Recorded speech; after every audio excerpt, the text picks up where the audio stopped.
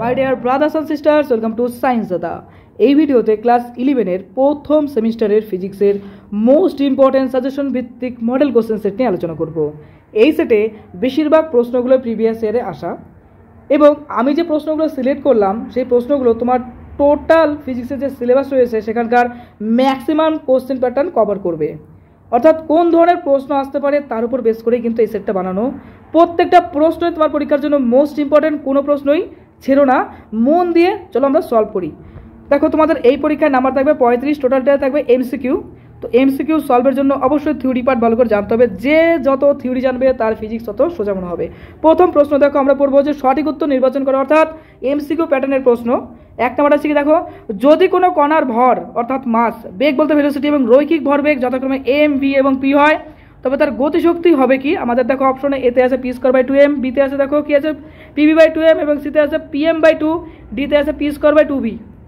যারা যারা সলভ করবে তারা আমার সাথে সলভ করো, এবং যারা যারা সলিউশন দেখবে অবশ্যই ফলো করো। দেখো এই যে প্রশ্নটা রয়েছে এটা 2019-এ এসেছিলো, তাহলে বুঝতে পারছো যে এটা কতটা ইম্পর্টেন্ট, এই প্যাটার্নটা কতটা ইম্পর্টেন্ট। ফিজিক্সে যদি ভালো পরীক্ষা দিতে চাও অবশ্যই আমি বলবো কোশ্চিন সংখ্যা না বাড়িয়ে প্যাটার্ন ফলো করো বেশি করে। ওকে, কনসেপ্ট ক্লিয়ার? দেখো এক্ষেত্রে কি বলেছে প্রশ্ন, দেখো বলছে গতিশক্তি নির্ণয় করতে হবে। প্রশ্নটা আর একবার পড়ে নিই। দেখো কোনো প্রশ্ন ফিজিক্সে যদি কঠিন মনে হয় সেক্ষেত্রে বারবার পড়বে, দেখবে কোনো একটা ক্লু পাবে। যদি কোনো কণার ভর অর্থাৎ মাস এবং বেগ এবং রৈখিক বেগ যথাক্রমে কি বলছে এম, ভি এবং পি হয়, তবে তার গতিশক্তি হবে কি? গতিশক্তি বলতে কি? তার কাইনেটিক এনার্জি। ওকে, কাইনেটিক এনার্জির সংকেত কি? আমরা জানি কাইনেটিক এনার্জির সংকেত কি হয়? Half of M V square, half of M V square. এটা হচ্ছে কাইনেটিক এনার্জির শক্তি, এই সংকেত বলতে পারি। আর যদি বলা হয় যে পোটেনশিয়াল এনার্জি, তখন বলতে হবে এম জি এইচ, মনে থাকবে তো? তো এক্ষেত্রে বলছে কি তার কাইনেটিক এনার্জি কত হবে, কিসের উপর বেস করে? এই এম, ভি এবং পি দিয়ে আমাদের আনতে হবে। তো দেখো প্রথমতই আমরা কি করবো, যে এই যে কাইনেটিক এনার্জির সংকেত যেটা আছে half of M V square, সেই হাফ অফ এম ভি স্কোয়ারটা লিখবো। এবং তারপরে কি করব, এই যে এখানে দেখো আমরা জানি যে কোনো একটা বস্তুর যদি রৈখিক ভরবেগ অর্থাৎ লিনিয়ার মোমেন্টাম যদি চিন্তা করি, লিনিয়ার মোমেন্টটা কি হয়? এম ইন্টু ভি, তাই তো? ভরবেগ মানে কি? কোনো পদার্থের ভর এবং বেগের যে মিশ্রণ তাকেই, অর্থাৎ ভর এবং বেগের যে গুণফল তাকে বলা হয় ভরবেগ, তাই না? তাহলে বলবো কি, এই যে দেখো যে এমবি কানেকশনটা নিয়ে আসলে আমরা এখান থেকে পি এর একটা রিপ্লেসমেন্ট পেয়ে যাবো। বাস পি এর মানটা পুট করে দিলে আমাদের সলিউশন চলে আসবে। আমরা এই ক্ষেত্রে মুখোমুখি এটা সলভ করতে পারি। কীভাবে সলভ করবো? দেখো half of M V square লিখবো।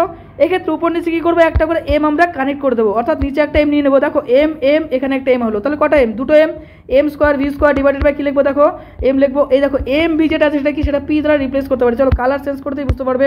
দেখো এই যে এম ভি যেটা আছে এম ভি, এই এম ভি হচ্ছে কি? এম ভি হচ্ছে পি। তাহলে এই উপরে দেখো আমরা পাচ্ছি যে এম স্কোয়ার ভি স্কোয়ার, অর্থাৎ এখানে পাবো পি স্কোয়ার, নিচে পাবো হচ্ছে কি বলো তো? একটা পাবো এম। বাস দিস ইজ রিলেশন। চলো আমরা সুন্দর করে সলিউশনটা একবার দেখে নিই। দেখো তাই লিখছি, দেখো p²/2m লিখলাম। এবার সলিউশন লিখবো half of M V square, half into দেখো আমরা এই ক্ষেত্রে আমরা জানি কি, যে আমরা বললাম একটু আগে যে কোনো পদার্থের লিনিয়ার মোমেন্টামকে আমরা পি দ্বারা লিখতে পারি, অর্থাৎ ভরবেগকে পি দ্বারা লিখতে পারি। আর ভরবেগ কি? ভর এবং বেগের গুণফল, অর্থাৎ এম এবং ভি এর গুণফল হয়, তাই তো? তাহলে ভরবেগ হচ্ছে এম এবং ভি এর গুণফল। তাহলে পরে এই ক্ষেত্রে লক্ষ্য করো, যদি আমি এই সূত্রটাতে দেখো আন্ডারলাইন করতেছি, এখানে যদি কোনোভাবে আমরা একটা এক্সট্রা নিয়ে আসতে পারি, তাহলে কি আসবে? প্যাটার্নটা এম স্কোয়ার ভি স্কোয়ার চলে আসবে। আর এম স্কোয়ার ভি স্কোয়ার মানে হচ্ছে পি। দেখো তাই করলাম আমরা, এখানে উপর নিচে একটা এম দিয়ে গুণ করলাম, করার পর উপরে দেখো পার্ট আসলো এম স্কোয়ার ভি স্কোয়ার, নিচে আসলো এম। তো এই দেখো এই যে পার্টটা আছে, দেখো আমরা একটু আগে লিখে নিলাম যে P equals to M V. এই এম স্কোয়ার ভি স্কোয়ার আমরা পি রিপ্লেস করলাম, তাহলে কি আসলো? p²/2m। বাস দিস ইজ অ্যান্সার, অর্থাৎ অপশন নাম্বার এ হবে রাইট। Concept clear? একদম কনসেপ্ট ক্লিয়ার করে বোঝো। এই ধরনের প্রশ্ন আসলে যেন না আটকাও। এটা কিন্তু যেই বা নিটের জন্য কিন্তু ইম্পর্টেন্ট আমি মনে করি, অবশ্যই লক্ষ্য করবে। দেখো 2 নম্বর প্রশ্ন বলছে যে 9.8 এবং 15.298 সংখ্যা দুটির যোগফলের কি বলেছে? যোগফলে কতগুলি সার্থক অঙ্ক আছে? সার্থক সংখ্যা বলতে কি বোঝায় বলো তো? Significant number. We have to evaluate the value of significant. দেখো আমাদের সিগনিফিকেন্ট নাম্বার এক্ষেত্রে বের করতে হবে। এটা one of the most important প্রশ্ন। দেখো WBCS 2018-তে এসেছিল। আর সিগনিফিকেন্স নাম্বার কিন্তু নিট এবং জেইতেও আসে, তবে সেই ক্ষেত্রে আরেকটু ক্রিটিক্যাল থাকতে পারে, কিন্তু প্যাটার্ন একই। দেখো সিগনিফিকেন্ট নাম্বারে কি হয়, যে সংখ্যাগুলো আমাদের গুরুত্বপূর্ণ সেটা হচ্ছে সিগনিফিকেন্ট নাম্বারের মধ্যে পড়ে, অর্থাৎ কোন সংখ্যাগুলো আমাদের এক্ষেত্রে কার্যকরী সেটা হবে তার সিগনিফিকেন্ট নাম্বার। একটা অনেক বড় সংখ্যা আমি লিখে ফেললাম, যেখানে কি কার্যকরী কোনো সংখ্যাই আমার নেই, অর্থাৎ 10টা 20টা সংখ্যা লিখলাম। বাকি সংখ্যা তো দুটো সংখ্যা আমার কার্যকরী, আমার দুটো সংখ্যা হেল্প লাগছে, আর বাকি একটা সংখ্যা যদি আমার হেল্প না লাগে সেগুলো কিন্তু সিগনিফিকেন্ট নাম্বারের মধ্যে পড়বে না। অর্থাৎ যে সংখ্যা তোমার জন্য কি দরকারি প্রয়োজনীয় সেটাকে বলবো সিগনিফিকেন্ট নাম্বার, বাংলায় বলবো সার্থক অঙ্ক বা সার্থক সংখ্যা। এই বিষয়ে আমি একটা ডিটেলস ভিডিও নিয়ে আসবো, যারা যারা যেই বা নিটের প্রিপারেশন করছো তাদের জন্য একদম টোটাল সিগনিফিকেন্ট নাম্বার একদম হাতের মুঠোয় করে দেবো, 15-20টা এক্সাম্পল দিয়ে বুঝিয়ে দেবো। দেখো আপাতত চলো এটা আমরা করি। দেখো এই ক্ষেত্রে আমরা কি করবো, এই যে দুটো সংখ্যা রয়েছে চিন্তা করো কি কি সংখ্যা আছে। দেখো একটা আছে 9.8 আর একটা আছে কি 15298। এটাও কিন্তু মুখে মুখে করে দেওয়া যেতে পারে। অবশ্যই যেই দিবে নিট দেবে বোর্ড এক্সাম দেবে, অবশ্যই তুমি সায়েন্সের স্টুডেন্ট, তোমার এটা মুখে মুখে করতে হবে। এতটা নিজেকে এক্সপার্ট বানাও, এখনো অনেক সময় আছে, সুন্দর করে প্রিপারেশন করো। দেখো সিগনিফিকেন্ট নাম্বারের কনসেপ্ট বুঝতে পারলাম। এক্ষেত্রে এই দুটো নাম্বারকে আমরা যদি গুণ করি আমাদের কি আসবে, দেখো 225 পয়েন্ট কি আসবে 098। মাল্টিপল করো, ক্যালকুলেটার আছে মারো, ক্যালকুলেটার দেখো এই সংখ্যাটা পাবা। এই ক্ষেত্রে লক্ষ্য করো প্রত্যেকটা সংখ্যাই কিন্তু আমার গুরুত্বপূর্ণ। দেখো 2 এর ভ্যালু আছে, 5 এর ভ্যালু আছে, এক্ষেত্রে 0টার ভ্যালু আছে, কারণ 0টা কিন্তু আগে নেই, 0টা পরে আছে, তার জন্য 0 এর ভ্যালুটাও আছে, 9 এর ভ্যালু আছে, 8 এর ভ্যালু আছে। কয়টা সংখ্যার ভ্যালু আছে, 5টা সংখ্যারই ভ্যালু আছে, তার জন্য সিগনিফিকেন্ট নাম্বার কি হবে বলো তো, এক্ষেত্রে 5 হবে। কনসেপ্ট ক্লিয়ার হলো? চলো অ্যান্সার দেখো তাই আছে। দেখো দেখো 9.8 আর কি বলছে, এই ক্ষেত্রে 9.8 আর কি বলছে যে 15.298। এই দুটো সংখ্যাকে আমরা যদি যোগ করি আমাদের কত আসবে, 25.098। যাই হোক আমি একটু আগে গুণ বলেছিলাম, এটা যোগ হবে। তো যোগ করার পর আমাদের এটা আসছে। দেখো এক্ষেত্রে প্রত্যেকটা সংখ্যাই গুরুত্বপূর্ণ, তার জন্য এখানে সিগনিফিকেন্ট নাম্বার বা সার্থক সংখ্যা হলো 5। Okay, next one of the most important প্রশ্ন দেখো 2018-তে এসেছিল। দেখো বলেছে একটি বলের ক্রিয়ায় 3 কেজি ভরের একটি বস্তুর সরণ, অর্থাৎ সরণ বলতে ইংলিশে বলে ডিসপ্লেসমেন্ট, t²/3 মিটার হলে 2 এর সময় ওই বল দ্বারা কৃতকার্য কত হবে সেটা আমাদের বের করতে হবে। এই ম্যাথটাতে অবশ্যই তোমার ইন্টিগ্রেশন বা ডিফারেন্সিয়েটের সাহায্য নিতে লাগবে। আর ইন্টিগ্রেশন বা ডিফারেন্সিয়েট ক্লাস 12-এ তুমি ডিটেলস পাবে। আর ফিজিক্সের প্রবলেম সলভের জন্য অবশ্যই আমি বলবো ইন্টিগ্রেশন বা ডিফারেন্সিয়েট এবং ম্যাথমেটিক্স পার্টটাকে স্ট্রং করো। ওকে, দেখো এক্ষেত্রে আমরা কি করবো, দেখো এসি কস্ট কি আছে আমাদের, এসি কস্ট আছে, দেখো চলো অঙ্কটা করি, t²/3 আছে। এটাকে যদি আমরা ডিফারেন্সিয়েট করি, দেখো ডিফারেন্সিয়েট করলে কি আসছে, দেখো ডিএস ডিটি আসছে, ডিফারেন্সিয়েট উইথ রেসপেক্ট টু টি করবো। এই ডিএস ডিটি এটাই হচ্ছে ভি, এটা কি আসছে দেখো, এটা উপরে আসবে 2t ডিভাইডেড বাই আসবে 3। এখানে লক্ষ্য করো যে টি এর মান দেখো 2 দেওয়া আছে, তাই না, টি এর মান 2 দেওয়া আছে, তাহলে টি এর জায়গায় বসাতে হবে। আর গতিশক্তির কথা কিন্তু এখানে বলছে, তো কৃতকার্য, এবার কৃতকার্য এক্ষেত্রে কনভার্টেড টু, তুমি বলতে পারো যে 2 এর সেকেন্ডে গতিশক্তির পরিমাণ, অর্থাৎ এক্ষেত্রে আমরা যে ওয়ার্ক যেটা পাবো সেটা কি 2 এর সেকেন্ডে গতিশক্তির পরিবর্তন। ভালো করে বুঝবে কনসেপ্টটা, কৃতকার্য কি 2s এর গতিশক্তির পরিবর্তন, তাই না। তাহলে আমরা এক্ষেত্রে বলতে পারি যে হাফ অফ mv² কনসেপ্টটা কিন্তু আমাদের এক্ষেত্রে লাগছে। ভালো করে কনসেপ্টটা বোঝো, হাফ অফ mv² আমরা ডাইরেক্ট বসাতে পারছি না, এখানকার কনসেপ্টটাই বলছে কি 2 সেকেন্ডে ওই বল দ্বারা কৃতকার্য, অর্থাৎ এই ক্ষেত্রে কনভার্ট হচ্ছে কি কৃতকার্যটা কনভার্ট হচ্ছে হাফ অফ mv² রূপে। তাহলে এখানে আমরা বলতে পারি যে হাফ লিখবো, তারপর দেখো m এর মান কত আছে, দেখো 3 আছে লিখবো, আর v এর মান কি আছে দেখো v² বলতে এখানে কি আছে, বলতে 2t/3 আছে, লিখবো এখানে 2t/3 লিখবো। কালার চেঞ্জ করি, অনেক কালার মিক্স হয়ে গেল। তাহলে এখানে কি আসবে, দেখো এখানে আসছে হাফ ইন্টু 3, আর 2t বলতে কি দেখো 2 এর মান কত আছে, এখানে 2 আছে, দেখবো 2 মাল্টিপল 2 ডিভাইডেড বাই লিখবো 3। দেখো 3 ঘ্যাচাং মানে কেটে যাচ্ছে, 2 ঘ্যাচাং কেটে যাচ্ছে, কেটে কুটে আমাদের সামথিং বেরোচ্ছে 2 পয়েন্ট সামথিং বেরোচ্ছে। অর্থাৎ এখানে দেখো এই যে 2/3 যে পার্টটা আছে, এই পার্টটার স্কোয়ার ফর্মেশনে আমাদের আলটিমেটলি কি বেরোচ্ছে, দেখো কাটাকাটি করে ক্যালকুলেটর মারো অবশ্যই, দেখো এখানে আসবে 8/3। এটা ক্যালকুলেশন করলে কত আসছে, মেবি 2.66 আসছে, বা 2.67 বলতে পারো তুমি। তো এই ক্ষেত্রে দেখো চলো আমরা সলিউশনটা দেখি, সলিউশনে কি পাচ্ছি আমরা। দেখো সলিউশন এরকম পাচ্ছি, দেখো যে কোনো মুহূর্তে সরণ এস ইকুয়ালস টু t²/3, তো ভি দেখো DS DT equals two 2/3t আসছে, কৃতকার্য 2s এ গতিশক্তির পরিবর্তন। তো এই ক্ষেত্রে আমরা বলতে পারি half of mv² equals to half into 3 into বলবো কি 2/3 মাল্টিপল 2² ইকুয়ালস টু 2.67 জুল। বাস শেষ প্রশ্ন। নেক্সট প্রশ্ন দেখো, একটি কণা স্থির অবস্থা অর্থাৎ t=0 থেকে যাত্রা শুরু করে সরণের রাশিমালা s=6t² - t³ কত সেকেন্ড সময় পরে ওই কণার বেগ আবার শূন্য হবে। একেবারে এটা ইজি একটা ম্যাথমেটিক্স, এটাও ডিফারেন্সিয়েটের মাধ্যমে করতে হবে।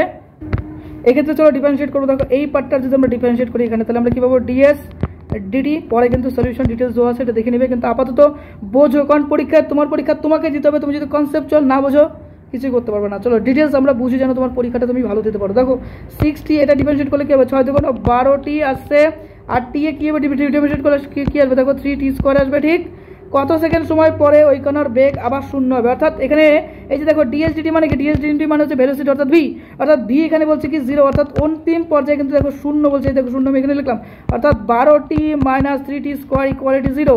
অবভিয়াসলি উই ক্যান সে, এখানে কি বলতে পারি, দেখো এক্ষেত্রে টি এর 2 রকম ভ্যালু আমরা পাচ্ছি, অর্থাৎ একটা টি ক্যান্সেল আউট করলে পারে আবার আর একটা ফর্মেশন আনা যায়। তো এই ক্ষেত্রে দিস ওয়ানে আমরা করতে পারি, এইখানে থেকে কী করলে করে দিলাম, করে দেওয়ার পরে দেখো আমাদের কী আসছে, এখানে টি কাটলে পারে, দেখো এখানে থাকছে t উপরে লিখলাম, হ্যাঁ t2 থাকছে কি বলো 12 থাকছে, আর এখানকার 3টা এদিকে চলে গেলে নিচে চলে যাবে, দেখো 3 4 হচ্ছে 12, 3 4 12, অর্থাৎ টি ইকুয়ালস টু বলতে পারি 4। তাহলে অপশন নাম্বার কত, A number option is the correct. চলো দেখি সলিউশনে কি আছে। সলিউশনে তাই আছে দেখো, S equals to 6t square minus T cube, DS DT equals to V equals to 12t minus 3t square. তো ভি ইকুয়ালস টু 0 হলে 12t equals to 3t square, অর্থাৎ টি ইকুয়ালস টু পাবো আমরা 4। বাস খতম প্রশ্ন।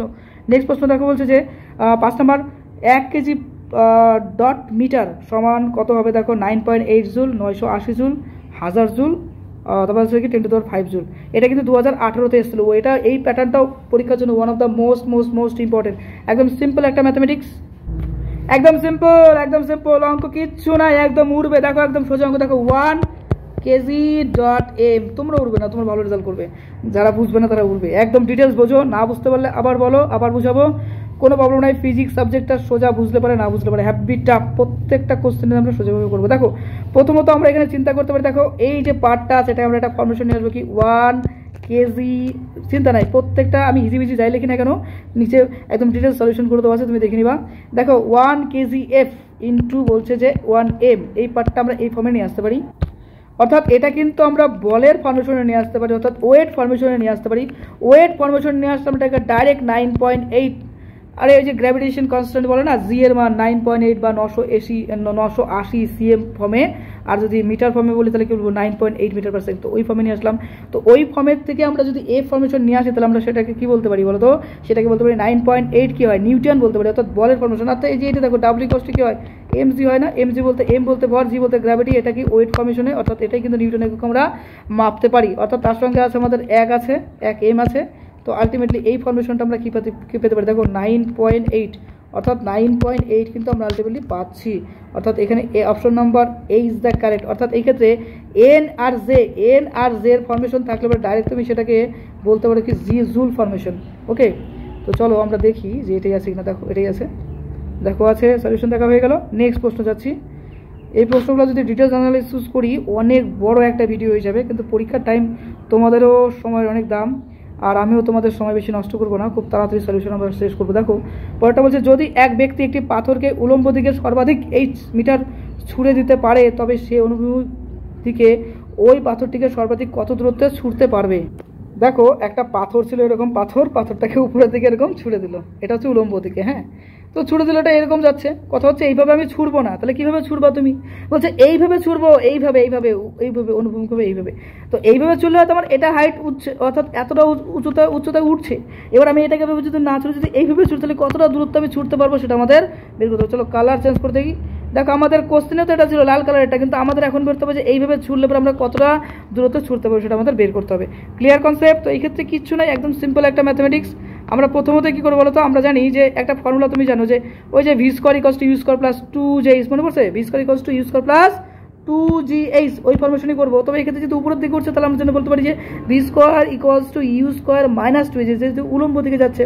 তো এক্ষেত্রে দেখো বলছে কি, দেখো বলছে যে একটা সময় যে সর্বাধিক কত দূরত্ব ছুটতে পারবো, অর্থাৎ একটা সময় উলম্ব দিকে ছুটলে পরে একটা সময় উপরের দিকে উঠতে একটা সময় কি যাবে, তার ভেলোসিটিটা 0 হয়ে যাবে। এর জন্য আস্তে উচ্চারণ করলাম। অর্থাৎ উপরের দিকে যখন কোনোটা, দেখো উপরের দিকে দেখো, এই যে এটাকে মারলাম উপরের দিকে, এই দেখো এই যে যাচ্ছে, দেখো একটা পর্যায়ে, অর্থাৎ এই পজিশনে যাওয়ার পরে কিন্তু ওটার স্পিডটা কমতে এই জায়গায় যেয়ে কিন্তু তার ভেলোসিটিটা 0 হয়ে গেল। অর্থাৎ ভি কস্ট এখানে কি হলো বলো তো, 0 হয়ে গেল। Concept clear? অর্থাৎ এই ক্ষেত্রে আমরা ফর্মুলা করতে পারি, দেখো তোমাদের বইতেও কিন্তু ফর্মুলা আছে, you square equals two 2jh বলে একটা ফর্মুলা আছে, রাইট? তো সেই ফর্মুলার মাধ্যমে কিন্তু আমরা এই অঙ্কটা করবো। এই ক্ষেত্রে যে দূরত্বটা বের করবে সেই দূরত্বটাকে আমরা এইচ ম্যাক্সও লিখতে পারি বা রিজাল্টেন্টের আকারে অর্থাৎ আর ম্যাক্সও লিখতে পারি। তো আর ম্যাক্স যদি আমরা বের করি, অর্থাৎ আর ম্যাক্স বলতে ম্যাক্সিমাম দূরত্ব। এবার কোনটা কি হচ্ছে, সর্বোচ্চ উচ্চতা বা সর্বোচ্চ দূরত্ব যাচ্ছে, তাই কিনা? তো এই ক্ষেত্রে আমরা বলতে পারি রিজাল্টেন্টের ক্ষেত্রে সর্বোচ্চ যে দূরত্বটা, অর্থাৎ আর ম্যাক্স ইকুয়ালস টু আমরা কি জানি, আর ম্যাক্স হচ্ছে কি হয় বলতো, ইউ স্কয়ার বাই কি হয় জি। ওকে, আবার জি স্কয়ার, আবার ইউ স্কয়ার মানে কি, আমরা একটু আগে বললাম যে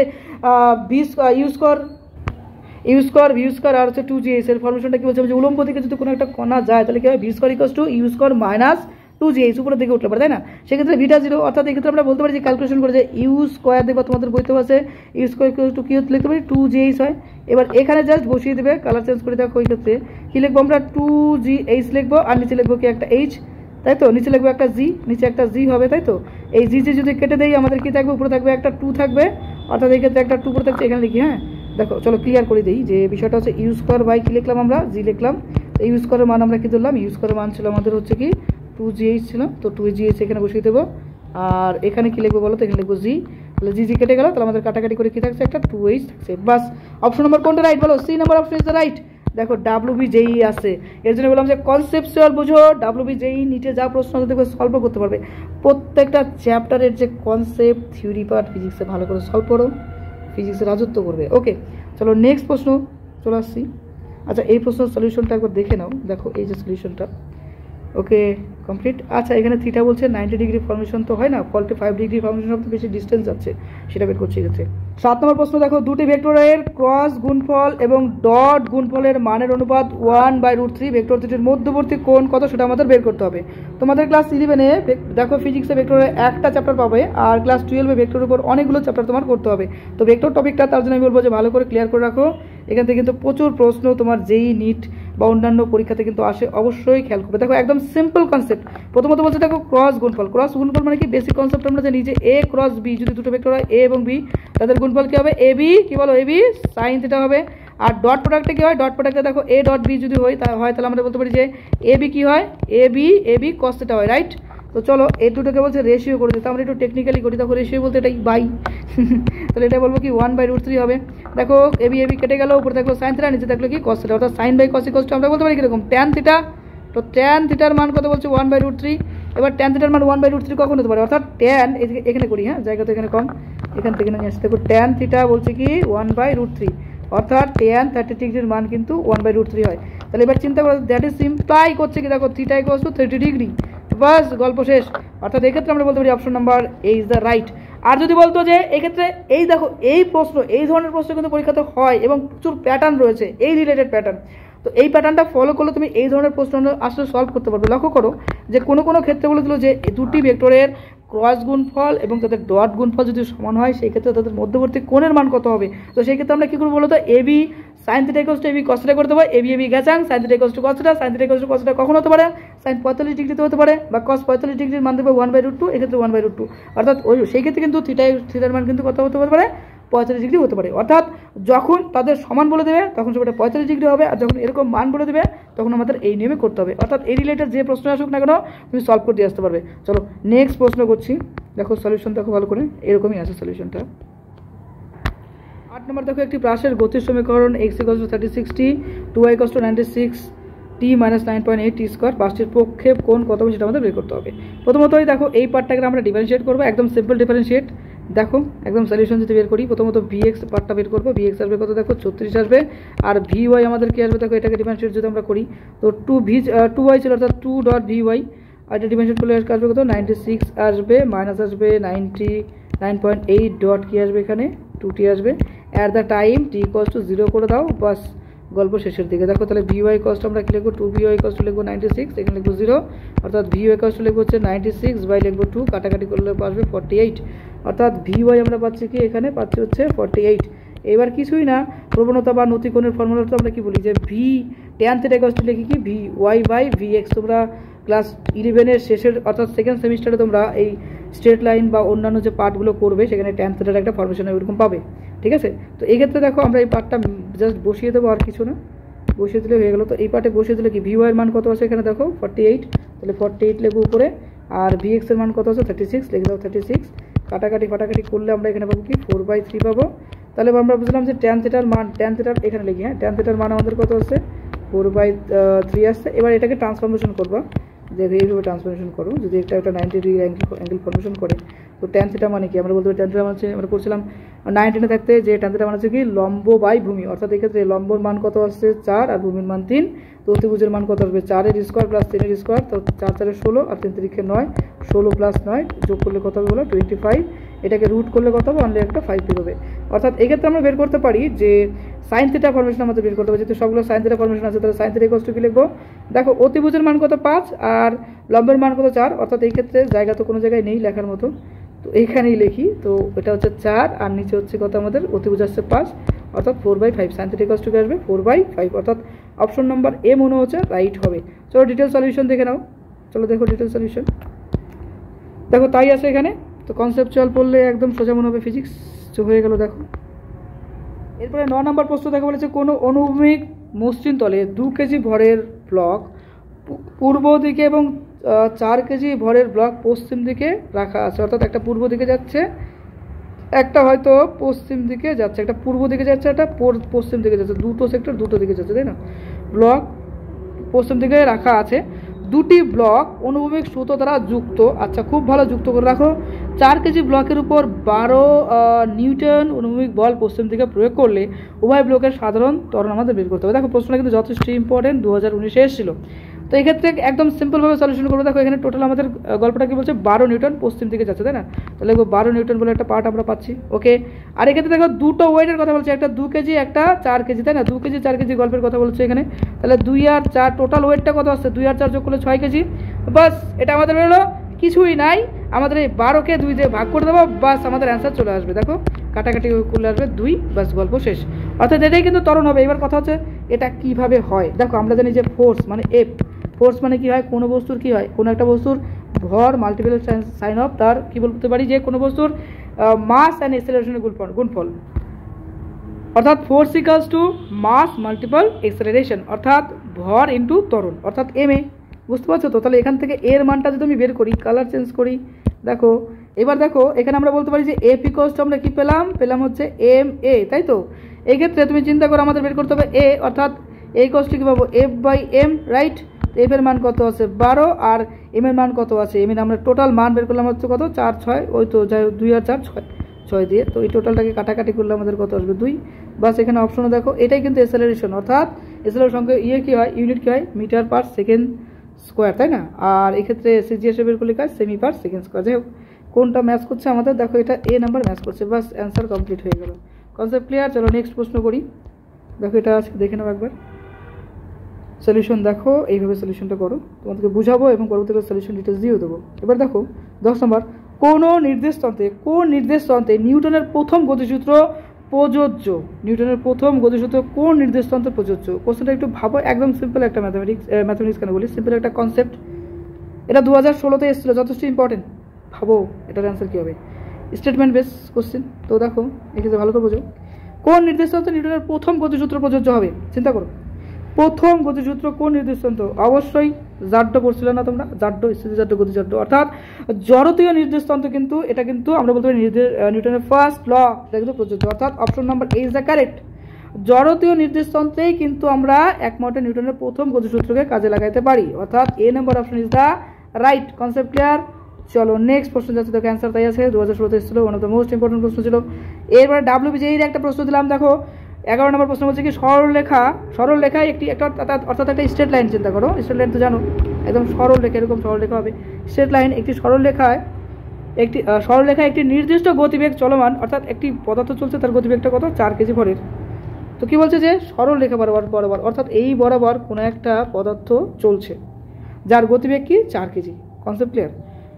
তো সরলরেখায় একটি নির্দিষ্ট গতিবেগে চলমান 4 কেজি ভরের একটি গোলক এ এর একটি স্থির 1 কেজি ভরের গোলক বি কে ধাক্কা মারে। আচ্ছা, কলিশন ফোর্স, তাই না? এই একটা পদার্থ, এই একটা পদার্থ। এই কোশ্চেনগুলো আমিও কিন্তু ফার্স্ট টাইম সলভ করছি তোমার সাথে। চলো দেখো, এটার মধ্যে কি নিজেদের মধ্যে একটা কি করলো, একটা ইন্টারনাল খেলো, একটা ধাক্কা খেলো। Concept clear? দেখো এই একটা কণা আছে, এই একটা কণা আছে, নিজেদের মধ্যে কি কলিশন বা ধাক্কা খেলো। আচ্ছা হলো, এবার কি বলছে যে সংঘর্ষের পরে, অর্থাৎ দেখো দুটো কণা, এরকম যে দুটো কণা, ধরো এই একটা পদার্থ, এই একটা পদার্থ, চলো তোমাকে আমি বুঝাই। দেখো এখানে এই দুটো ছাড়া কিছু নেই, এই দুটো তুমি বোঝাই। ধরো এটা দুটো পদার্থ আছে, তো এরকম কী হলো, ধাক্কা খেলো, ধাক্কা খেয়ে খাওয়ার পরে কী হবে, এরকম ছিটকে চলে যাবে, এটা এদিকে, এটা দেখো এই আসছে, এই ধাক্কা খেলো, ধাক্কা খাওয়ার পরে কি এটা এদিকে চলে গেল, এটা এদিকে চলে গেলো। তো ধাক্কা পাওয়ার কলিশনের পর কি, অর্থাৎ সংঘর্ষের পর দুটো দুই দিকে ছিটকে যাচ্ছে, ব্যাস এই কথাটাই বলছে এখানে। আর কি বলছে যে ধাক্কা খাওয়ার পরে দুটো পদার্থের গতিবেগ দু রকমের হচ্ছে। আচ্ছা, একটার গতিবেগ হচ্ছে V1, আচ্ছা হয়ে গেল, খুব ভালো হোক। আর একটার গতিবেগ বলছে V2, অর্থাৎ এই ক্ষেত্রে কনসেপ্ট আবার বলছে এরকম ধাক্কা যখন খাচ্ছে তখন এটার গতিবেগ V1 হয়ে গেল, এটার গতিবেগ কী হয়ে গেল, V2, এটা এদিকে চলে গেল। তো এটাই বলছে যে হলে পরে এর প্রাথমিক গতিবেগের অভিমুখে সঙ্গে যতক্রমে 30 ডিগ্রি এবং 60 ডিগ্রি কোণে চলতে থাকে। আচ্ছা, ত্রিকোণমিতি ঢুকে গেল, এই ফিজিক্স করতে করতে ত্রিকোণমিতি, অর্থাৎ 60 ডিগ্রি বা এবং 30 ডিগ্রি একটা ফরমেশন করছে, একটা আনত কোণ তৈরি হচ্ছে এক্ষেত্রে। আচ্ছা করুক, তাহলে এবারে V1 এবং V2 এর অনুপাত আমাদের কি হবে সেটা বের করতে হবে, অর্থাৎ V1/V2 বের করতে হবে। সিম্পল একটা ম্যাথমেটিক্স, চিন্তা করো।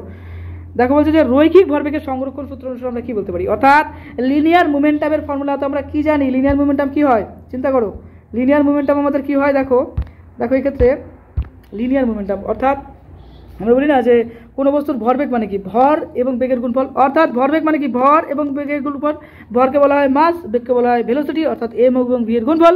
এক্ষেত্রে বলতে পারি যে যেহেতু কোনো দুটো সংঘর্ষ খাওয়াচ্ছে, তাই না, সংঘর্ষ খাওয়ার পর তারা চলে যাচ্ছে একটা ফর্মেশন করে 30 ডিগ্রি 60 ডিগ্রি, তাই বলতে পারি যে কীরকম M1V1, কারণ প্রথম বস্তুর ক্ষেত্রে M1V1 এবং দ্বিতীয় বস্তুর ক্ষেত্রে কী হবে বলো তো, দ্বিতীয় বস্তুর ক্ষেত্রে M2V2 এরকম পাশে লিখে নিলাম। হ্যাঁ, তো M1V1 সাইন থিটা, কোনো গল্প হবে না, M1V1 সাইন থিটা, যেহেতু আমি বললাম না ত্রিকোণমিতির ফ্যাক্টরটা আসছে, সাইন থিটা বলতে এখানে কি আছে, প্রথমটা আছে 30 ডিগ্রি, তাই না, তাহলে এখানে লিখতে পারি 30 degree sine 30 degree, concept clear.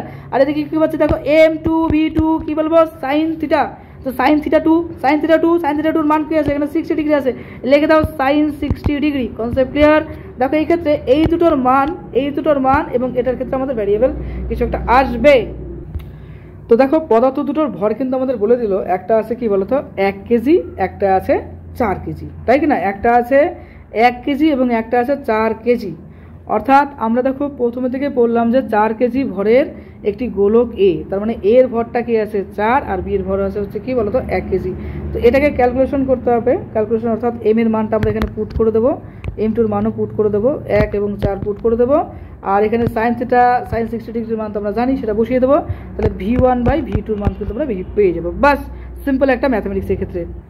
তো বসিয়ে দিলে কী পাবো, দেখো সাইন 30 ডিগ্রির মান কী হয় আমাদের 1/2 হয়, আর এটা দেখো এই যে সাইন 60 মান কী হয় আমাদের, এখানে তো জায়গা নেই, এখানে লিখে দেয়, দেখো 1/2 হয়, আর সাইন 60 ডিগ্রির মান কী হয় দেখো √3/2 হয়, বুঝতে পারলে তো। আর এদিকে একটা 4 ছিল, কাটাকাটি করবা, একটা কাটাকাটি করলে দেখো এই ক্ষেত্রে কাটাকাটি করার কি দরকার আছে, কালার চেঞ্জ করে দেখো ক্লিয়ার কনসেপ্ট পাবে এই ক্ষেত্রে।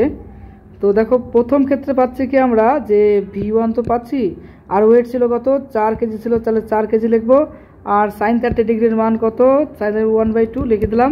আর এই সাইডে আমরা পাচ্ছি কি, এই সাইডে পাচ্ছি হচ্ছে আমাদের V2 পাচ্ছি, আর এম এর মান আছে 1, আর কি পাচ্ছি বলো তো, আর সাইন 60 ডিগ্রির মান আছে √3/2, তো √2 এদিকে কেটে যাচ্ছে, উভয় পক্ষে কেটে গেল, তাহলে এদিকে কাটাকাটি করে শুধুমাত্র একটা V1 থাকছে আমাদের, আর এদিকে থাকছে কি বলতো V2 থাকছে, আর এখানে 4 থাকছে, এখানে থাকছে √3 থাকছে, তো V1/V2 নিয়ে আসলে আমাদের কি থাকবে √3/4 থাকবে। বাস অঙ্ক শেষ, অর্থাৎ option number A is the correct হচ্ছে আমাদের, option A is the correct. এবার চলো সলিউশনটা দেখো, সলিউশন দেখো এরকমই আছে। ওকে, কনসেপ্ট ক্লিয়ার। চলো নেক্সট প্রশ্নে যাব।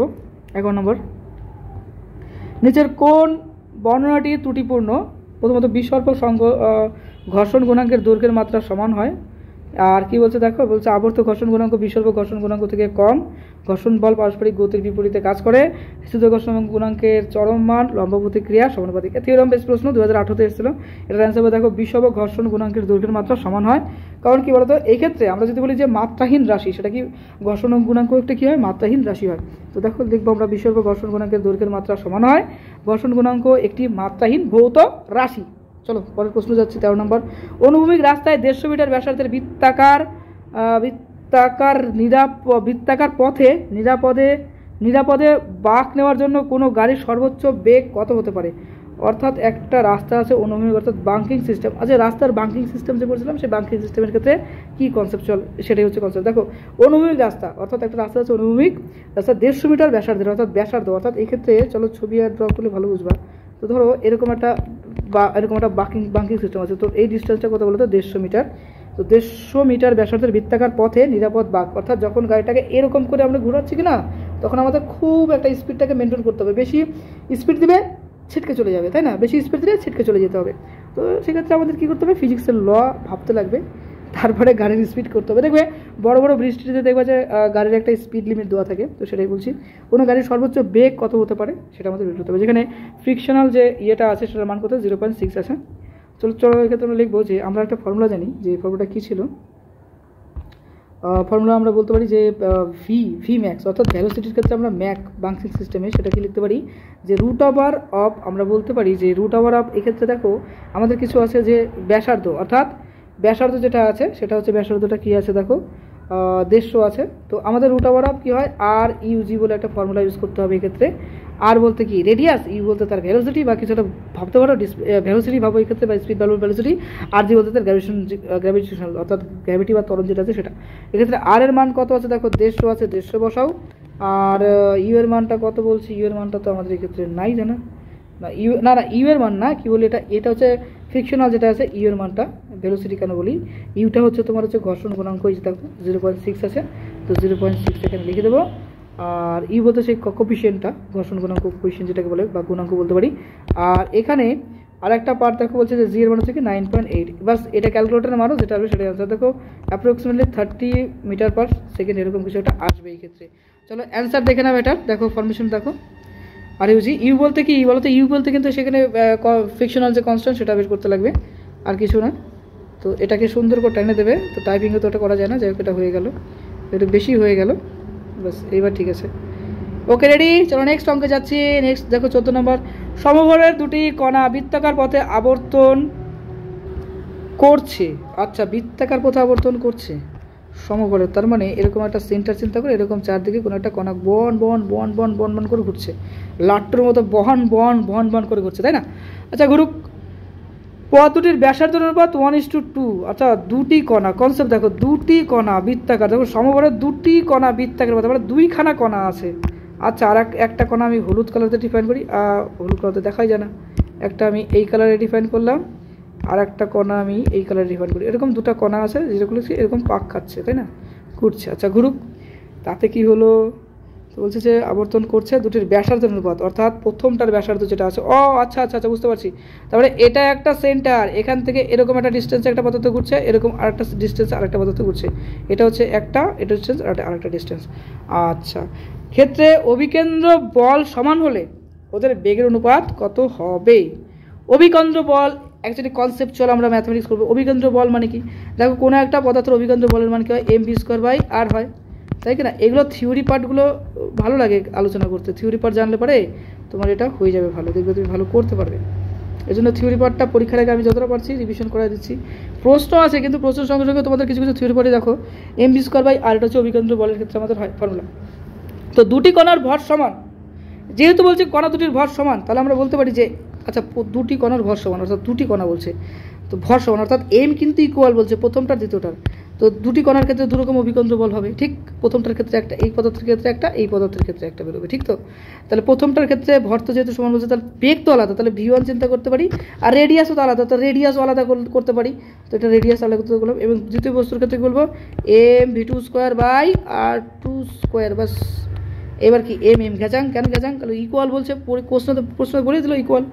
আচ্ছা এক্ষেত্রে আমাদের কী বেরোচ্ছে বলো তো, এখানে থাকছে v1 আর v2, অর্থাৎ এই পার্টে চিন্তা করো v1 থাকছে বাই থাকছে r1, তাই না, r1 থাকছে, এটার v1 এর স্কোয়ার করো, এদিকে থাকছে v2 স্কোয়ার বাই লিখবো কি বলো তো, এখানে লিখবো r2, বাস ম্যাথমেটিক্স প্রায় শেষের দিকে হয়ে গেল এটা। তাহলে আমরা এখান থেকে v1 এর v2 মান বের করবো, এখানে তো জায়গা না, এখানে করি, হ্যাঁ। তাহলে v1/v2 বের করো, এটা কি স্কোয়ার ফর্মেশন হলো, স্কোয়ার ফর্মের দিকে গেলে হবে কি √ওভার ফর্মেশন হবে। তাহলে এখানে আমরা স্কোয়ার ফর্মে যদি লিখি তাহলে আমাদের এখানে আসবে r1, এখানে আসবে r2, বাস r1/r2 তো আসছে, এটা হবে r2, বাস r1/r2, বাস এটাই হওয়া দরকার সলিউশন।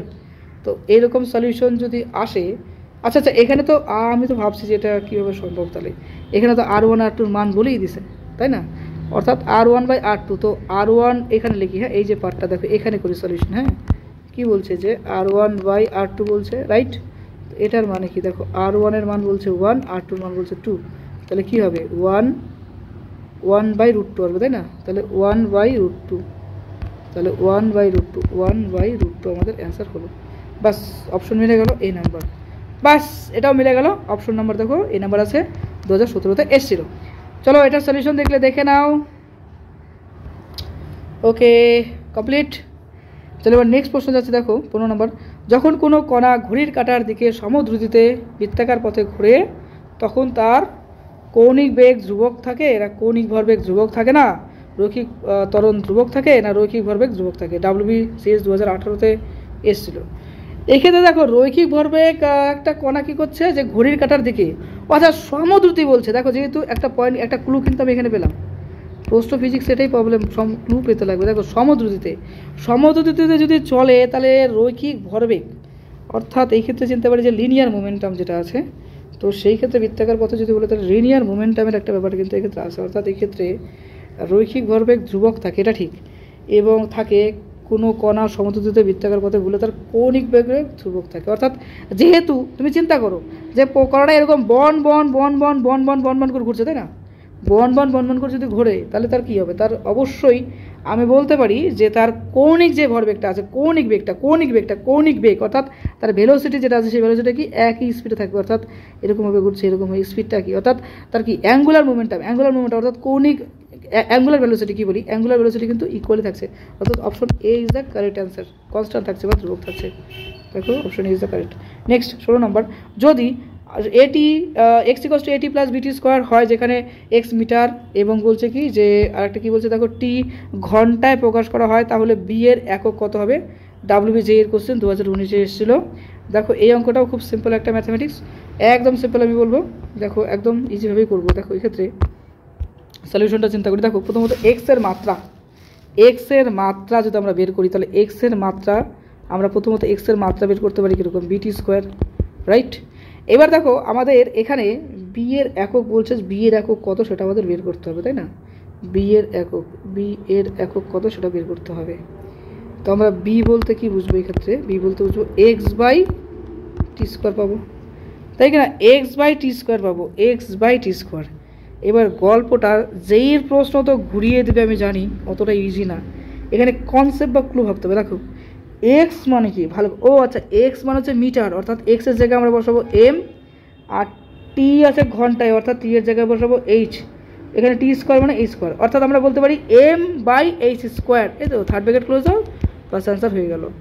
তাহলে এম বাই এইচ স্কোয়ার, দেখো সি নাম্বার অপশন কারেক্ট হয়ে গেল। Concept clear, right? চলো নেক্সট প্রশ্নে যাচ্ছি। দেখো সলিউশন দেখলে দেখো, हाँ सॉल्यूशन देख लो बेटा, हो गया बेटा। नेक्स्ट प्रश्न 17 নম্বর, অস্থিতিস্থাপক সংঘর্ষে নিম্নোক্ত কোনটি সংরক্ষিত হয় না? ভরবেগ গতিশক্তি উভয়ই কোনোটি নয়। এটা উত্তর কি বলবো? এটা গতিশক্তি কিন্তু তোমার হচ্ছে কি হচ্ছে সংরক্ষিত হচ্ছে না।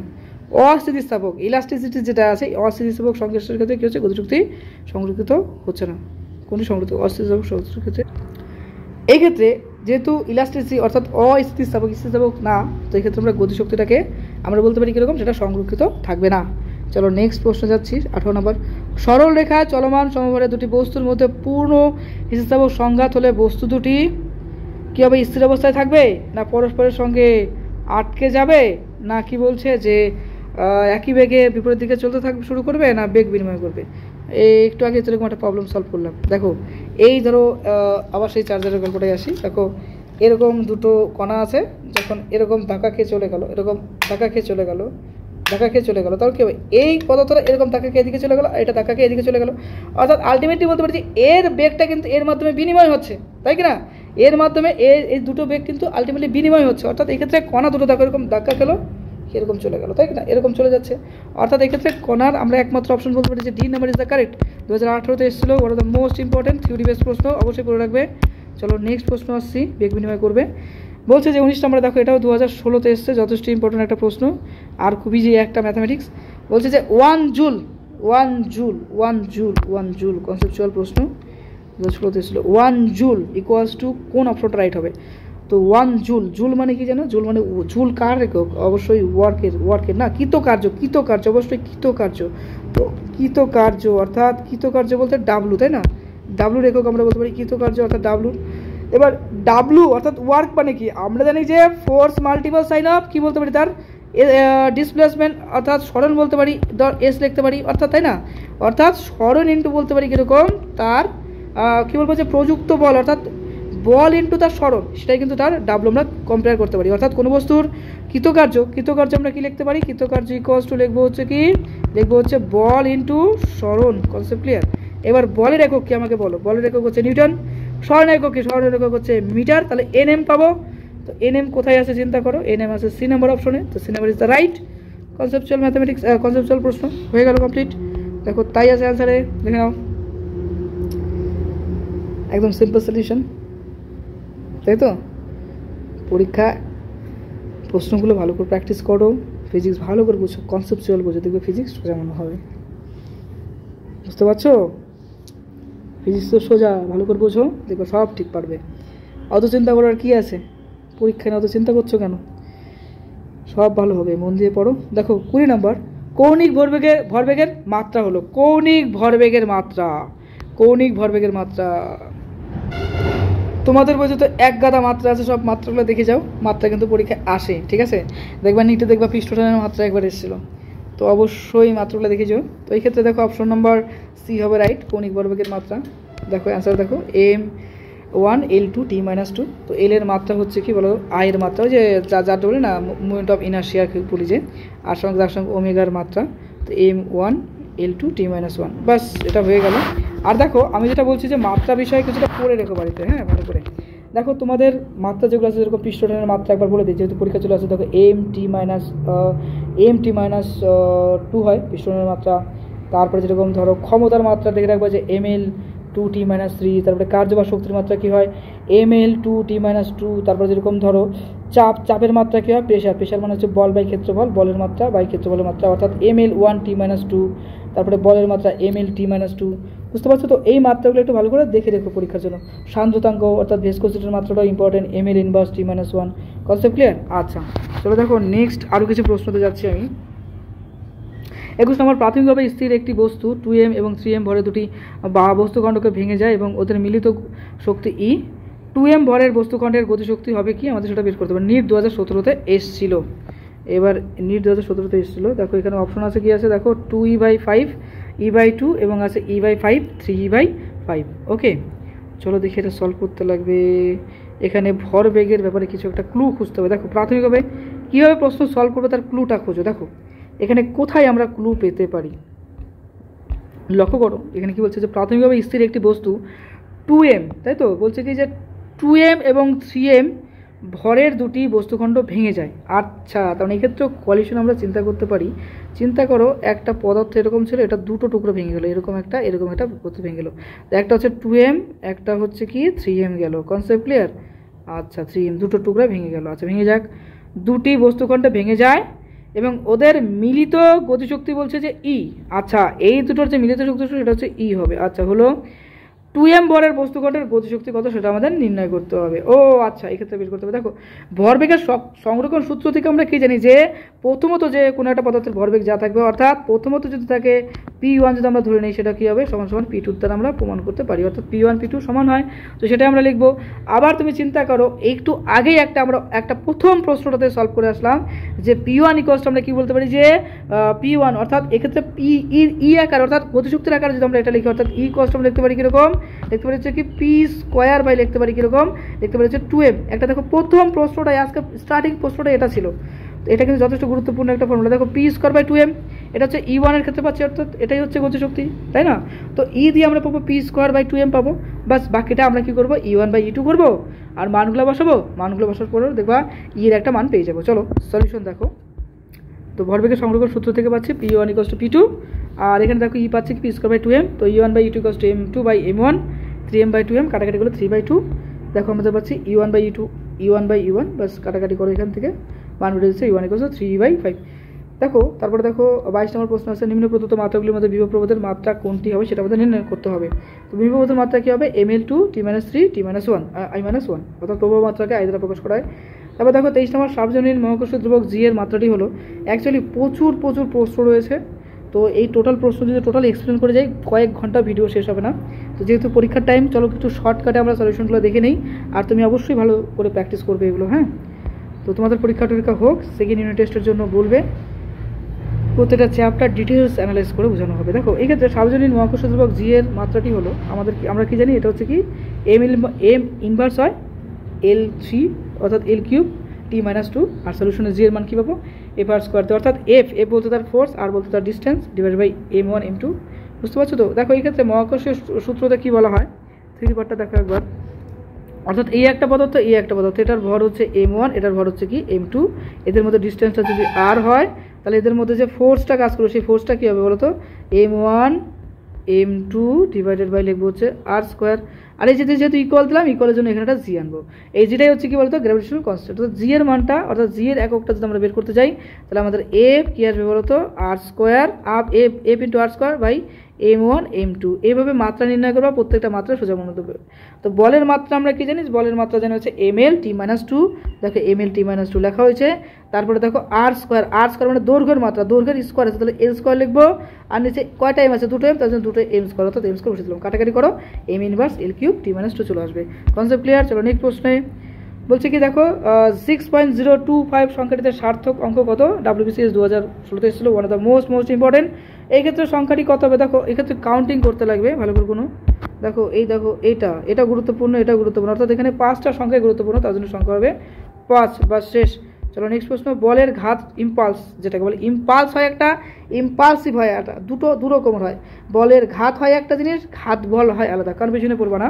তো বলের ঘাতের মাত্রীয় সংকেত হলো দেখো যেই 2019 এসছে, এটাও ইম্পর্টেন্ট একটা মেথড আমরা বলবো। তো এই ক্ষেত্রে সূত্রটা কী হবে দেখো, ml t-1। ঘাতের মাত্রীয় সংকেত কী হয়, ভরবেগের মাত্রীয় সংকেতের সাথে ইকুয়াল হয়, আর ভর বলতে m, আর বেগের মাত্রীয় সংকেত কী হয়, lt ইনভার্স হয়। Concept clear?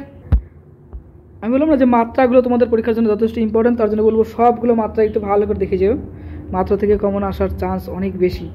যেই নিটে তো আসছে, তো তোমাদের বোর্ড এক্সামে আসবে না, একটা কথা হলো। নেক্সট দেখো বলছে 26 নম্বর, একটি গাড়ি 36 কিমি/আওয়ার বেগে x কিমি গেল এবং 45 কিমি/আওয়ার বেগে পরবর্তী x কিমি গেল। গাড়িটির গড় দ্রুতি কত সেটা আমাদের বের করতে হবে, এটা 2019 এসেছিল। তো দেখো এটা সলিউশন, দেখো এগুলো সোজা অঙ্ক, একদম সিম্পল। দেখো মোট অতিক্রান্ত দূরত্ব x + x অর্থাৎ 2x যাচ্ছে। তো যেতে দেখো চিন্তা করো, এই যে গাড়িটা ছিল, এই যে গাড়িটা গেল, আবার বাড়িতে ফিরে এলো, তাই না? আচ্ছা, যাওয়াটাও যেটা, আসাটাও সেটা, অর্থাৎ প্রথমটাতে x, পরেরটাতে কি x, তাহলে x যোগ করলে 2x, বাস এইভাবে আমরা আনলাম এটা 2x। মোট অতিবাহিত সময় প্রথমটাতে কি লাগছে 3, দেখো থার্ড বলে একটা কথা বলছে, এই যে দেখো প্রশ্নতে দেখো বলে দেখো এখানে দেখো যে 36 একটা আছে, আর একটা দেখো 35 আছে। তো এই মাল্টিপ্লিকেশন ফর্মে কি আছে 1/3 একটা ফর্ম, অর্থাৎ x/3, আর একটা কি আছে x/4। তো এখান থেকে লিখতে পারি যেরকম দেখো x × 1/36, আর এদিকে বসছে দেখো 1/45। তো ক্যালকুলেশন করলে আসবে কত দেখো, কাটাকাটি করে আমাদের আসছে x.5, আর এদিকে দেখছে 4 × 180। সিম্পল ক্যালকুলেশন গড় দুটি এখান থেকে বের করবা, x.20, বাস 40 কিমি/h চলে আসলো। নেক্সট 27 নম্বর, কোনো বস্তুর গতিবেগ m/s ইনভার্স সময় s লেখচিত্র সময় অক্ষের সঙ্গে 45 ডিগ্রি কোণে আনত একটি সরলরেখা, বস্তুটির ত্বরণ অর্থাৎ m/s2, অর্থাৎ ত্বরণতে একক মাপা হয়, এককে আমাদের কী হবে অ্যান্সার সেটা বের করতে হবে। এটা দেখো 2018-তে এসেছিলো, one of the most important. তো দেখো এই ক্ষেত্রে কি আসছে 1। আমরা জানি যে নতিকোণ থিটা হলে কি বলছে যে tan θ = a, তো a = tan 45 ডিগ্রি আসছে 1, বাস সিম্পল একটা ম্যাথমেটিক্স। চলো 28 নম্বর দেখো বলেছে সময় সাপেক্ষে ত্বরণের পরিবর্তনের হারের একক হলো, খুবই সিম্পল একটা প্রশ্ন, দেখো 2019-এ এসেছিলো। চিন্তা করো এক্ষেত্রে সময় সাপেক্ষে ত্বরণের পরিবর্তনের হার। এবার দেখো ত্বরণ মানে কি, আমরা জানি নর্মালি এক্সেলারেশনের যে ফর্মুলা সেটা কি হয়, সেটা হচ্ছে কি বলতে পারি যে দূরত্ব, অর্থাৎ দূরত্ব বাই সময়ের স্কোয়ার হয়, অর্থাৎ এই ক্ষেত্রে দূরত্ব বলতে মিটার এককে প্রমাণ করলে m, মিটার এককে m হয়, আর ডিভাইডেড বাই কি হয় s হয়, ঠিক তো? s স্কোয়ার হয়, স্কোয়ার বলতে সেকেন্ড, অর্থাৎ মিটার/সেকেন্ড হয়, ঠিক তো? এইবার চিন্তা করো, এটা তো সবাই ভাববে, কিন্তু এটা হবে না। কারণটা তুমি চিন্তা করতে, সময়ের সাপেক্ষে বলছে, অর্থাৎ এটাকে সময়ের সাপেক্ষে, অর্থাৎ আরেকটা সময় যে তোমার গুই করতে হবে, অর্থাৎ এক্ষেত্রে ভর পাচ্ছি কি বলি দূরত্ব, অর্থাৎ m এর যেটা দৈর্ঘ্য আছে সেটা m, মিটার, আর নিচে আসছে দেখো s, এখানে দুটো আছে, এখানে একটা আছে, অর্থাৎ s কিউব আমরা পাচ্ছি, অর্থাৎ m/s কিউব। Concept clear? এইভাবে কিন্তু ফরমেশনটা আসছে। নেক্সট চলে আসছে দেখো, এই যে এখানে লিখে দেওয়া হলো, ডিটেলস দেখে নাও। 29 নম্বর, একটি প্রাসের সর্বোচ্চ বিন্দুতে কণার দ্রুতি প্রাথমিক দ্রুতির অর্ধেক অনুভূমিকের সঙ্গে প্রক্ষেপ কোণ কত হবে সেটা নির্ণয় করতে হবে। এটা তো 60 ডিগ্রি হবে। চলো দেখো, এ প্রক্ষেপ কোণ এবং ইউ প্রারম্ভিক বেগ হলে বেগের অনুভূমিক উপাংশ ইউ কস আলফা, এবং বলতে পারি যে U cos alpha = u/2, cos alpha = 1/2, cos 60, alpha = 60 degree. সময় অনেকটা গেল, যেহেতু অনেক বড় হয়ে যাচ্ছে ভিডিওটা, নয়তো আরও ডিটেলস বোঝার জন্য যেত, পরীক্ষার টাইম সময় নষ্ট করতে চাই না তোমাদের, আমি খুব শর্ট টাইমে শেষ করি। চলো দেখি 30 নম্বর দেখো, জেট ইঞ্জিনের কার্যনীতির ভিত্তি হলো, এতে আছে দেখো ভরের নিত্যতা সূত্র, বিতে আছে রৈখিক ভরবেগের নিত্যতা সূত্র, সেটা আছে কৌণিক ভরবেগের নিত্যতা সূত্র, ডিতে আছে শক্তির নিত্যতা সূত্র। তো দেখো এই ক্ষেত্রে আমরা বলতে পারি, চিন্তা করো যে রৈখিক ভরবেগের নিত্যতা সূত্র, এটা মেনে চলবে। নেক্সট 31 নম্বর, প্যাডেল করে সাইকেলের বেগ বাড়ালে দুটি চাকার উপর ভূমি দ্বারা প্রযুক্ত স্থিতঘর্ষণ বলের অভিমুখ কী হবে? সামনের চাকায় সামনের দিকে এবং পিছনের চাকায় পিছনের দিকে। না কি বলছে যে সামনের চাকা পিছনের দিকে এবং পিছনের চাকা সামনের দিকে, জাস্ট কনফিউশন করার জন্য এই প্রশ্নগুলো দেওয়া হয়, যেন কনফিউশন হয়ে যাবে। একটু ভালো করে বুঝছো, চলো দেখো। বলছে যে প্যাডেল করে সাইকেলের বেগ বাড়ালে দুটি চাকার উপর ভূমি দ্বারা প্রযুক্ত স্থিতিকর্ষণ বলের অভিমুখী হবে। তো এই ক্ষেত্রে দেখো এই কী হবে বলো তো, স্থিতিকর্ষণ যেটা হবে, দেখো সামনের চাকাটা যেটা আছে সেটা কি পিছনের দিকে একটা ফ্রিকশন, পিছনের দিকে একটা ফ্রিকশনাল ফোর্স কাজ করবে। আর আর আর বলছে পিছনের চাকা যেটা আছে সেটা সামনের দিকে একটা ফ্রিকশনাল ফোর্স কাজ করবে, অপোজিট ভার্সন কাজ করবে। দেখো এটাই আছে, দেখো সামনের চাকা পিছনের দিকে এবং পিছনের চাকার সামনের দিকে কাজ করবে। নেক্সট 32 নম্বর প্রশ্ন দেখো বলেছে নিচের কোনটি অলিক বল?